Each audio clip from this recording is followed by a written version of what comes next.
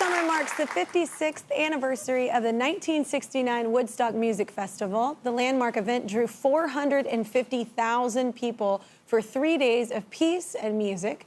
Today, the site's home to the Bethel Woods Center for the Arts, a nonprofit dedicated to preserving the history and legacy of Woodstock, including handwritten notes left at the festival.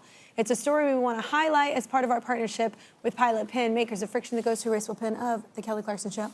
Here to talk about those notes is Neal, the senior curator of the museum at Bethel Woods. Thank you. Welcome to the show. Thank you for coming. Where were these notes left? Where do people...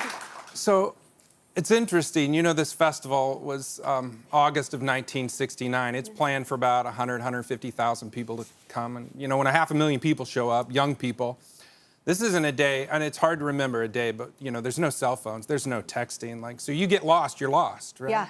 Need a ride home. I am old enough that I remember that day. Yeah.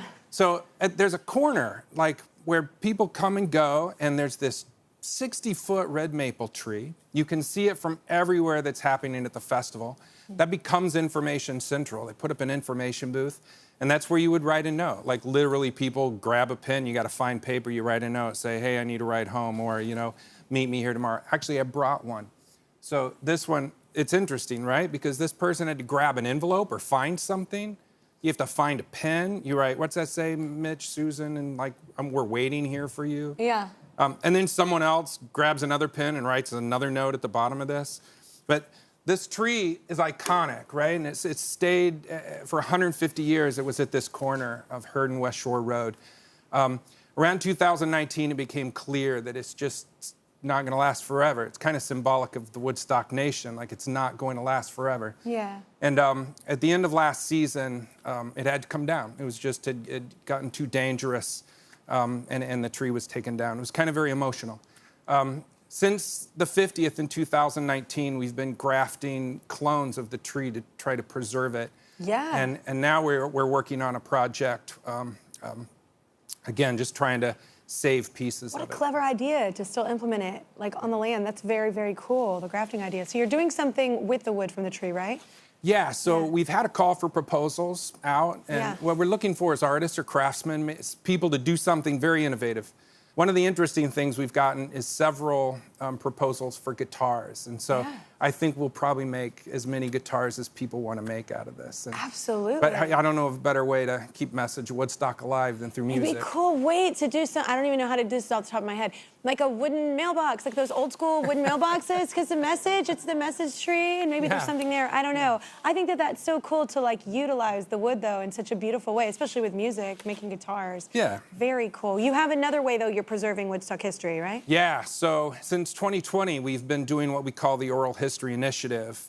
Much like the symbolic loss of the tree. You know, we think of Woodstock being 18, 19-year-old college kids all getting together. Well, these people now are in their 80s, and so we've been crisscrossing the country doing oral histories, take notes, right? Like, hear these stories. We do long-form oral histories. We've done about 1,200 of these. And it's not just about Woodstock. It's about how Woodstock impacted your life, how you see it through the lens of your life experience after that. Why do you think Woodstock, even for generations that have, you know, had no idea about it, still, everybody still knows about Woodstock? Why do you think it resonates so much with people? The planning of the festival is planned as 3 days of peace and music. That's on all the posters. Everyone knew they were coming for 3 days of peace and music. But when 500,000 people show up, you know, it can become chaotic, but that group of people made the choice to live in peace. The number one thing we hear in the oral histories is people, they don't remember being cold, they don't remember being hungry, they don't remember the mud. What they remember is everyone around them shared everything they had, and everyone cared for each other. And their takeaway from that is that peace is possible.